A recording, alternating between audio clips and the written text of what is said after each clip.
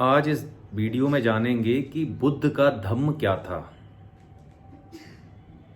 बुद्ध का धम्म एक नियम था जो ये कहता था कि संसार में जितने भी दुख हैं, जितने भी दुख, चाहे वो किसी को खोने का दुख, चाहे वो किसी को पाने का दुख, चाहे वो किसी को पाने के बाद और उसको बनाए रखने का दुख, उनके पीछे जो मूल कारण है वो है तृष्णा। तृष्णा का मतलब होता है लोभ, लालच और आपकी इच्छाएं, यानी किसी चीज को अपना बनाने की इच्छा या उससे चिपके रहने की इच्छा, किसी को पाने की इच्छा, ये आपकी तृष्णाएं हैं। तो दुख का मूल कारण है तृष्णा, और इस तृष्णा से मुक्ति पाई जा सकती है। ये गौतम बुद्ध ने दर्शन दिया था, ये नियम दिया था कि इस दुख से मुक्ति पाई जा सकती है, और वो मुक्ति किसी देवता के यहां जाने से नहीं होगी।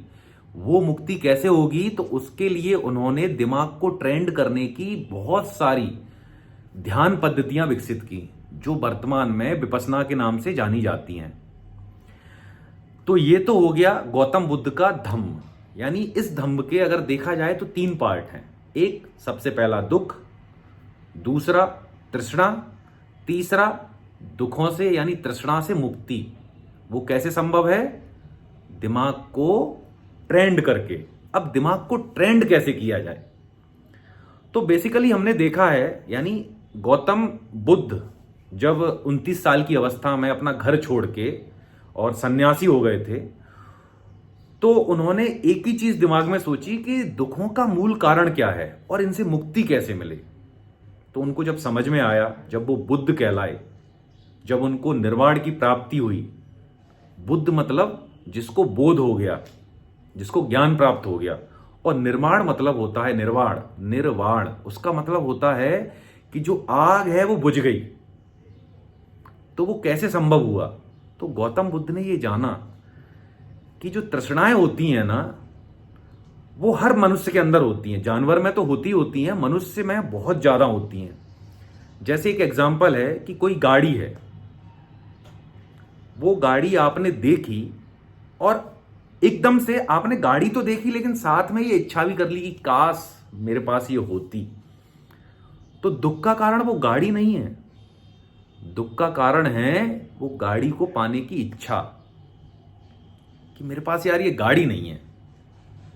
जैसे आप किसी से प्यार करते हैं तो आपको उस लड़की, जैसे आप अगर पुरुष हैं तो एक महिला को आपको पाने की इच्छा है, तो दुख का कारण वो महिला नहीं है, दुख का कारण है उसको पाने की इच्छा, लालसा। लेकिन पाने के बाद भी क्या आपको दुखों से मुक्ति मिल जाती है? जैसे मान के चलो आप जिस महिला से प्यार करते हैं उससे आपकी शादी हो गई, शादी के बाद वही झगड़े, रोज तनाव, फिर बड़ा घर चाहिए, बच्चे पैदा हो गए तो उनके लिए अच्छा स्कूल चाहिए, फिर उसके बाद उनकी अच्छी नौकरी लग जाए, उनकी अच्छी शादी हो जाए, बड़ी सी गाड़ी हो, बहू अच्छी आए, सास और बहू के झगड़े, यानी ये जो इच्छाएं हैं और ये दुख हैं अनवरत चलते रहते हैं, एक चक्र की भांति। एक दुख से दूसरा चक्र उत्पन्न होता रहता है लगातार।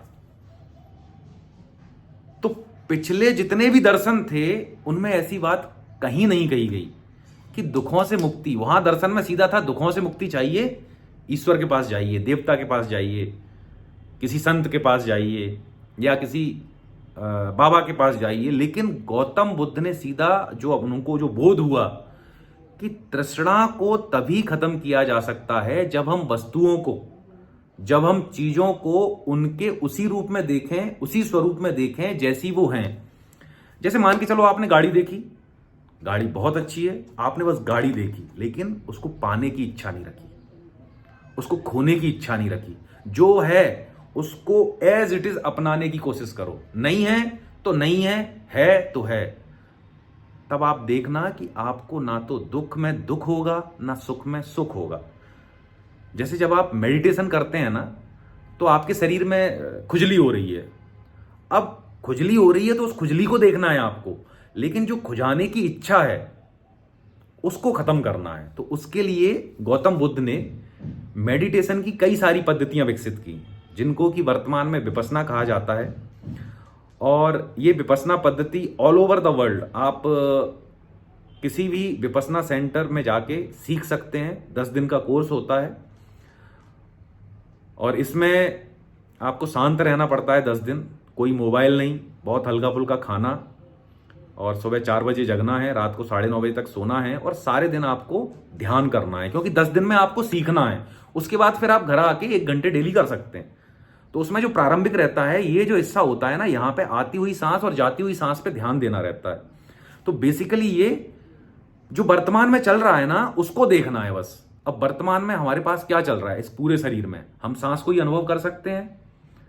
तो सांस चल रही है वर्तमान में बराबर, अब हमको उस पर ध्यान देना है। तो ये छोटी सी टेक्निक धीरे धीरे धीरे धीरे धीरे आपको इतना ज्यादा स्थिर कर देती है आपकी बुद्धि को, कि आप चीजों को उनके वास्तविक स्वरूप में देखते हैं, ना कि कोई इच्छा रखते हैं कि यार ये चीज मेरी हो जाए, अगर किसी चीज से दुख है तो दूर चली जाए। नहीं, जो है एज इट इज है। तो फिर आपको अच्छे समय में न सुख होगा और बुरे समय में न दुख होगा। आप फिर वो मध्यम मार्ग वाला पार्ट, आप एकदम आराम से आनंदमय जीवन। तो ये है गौतम बुद्ध का धम्म।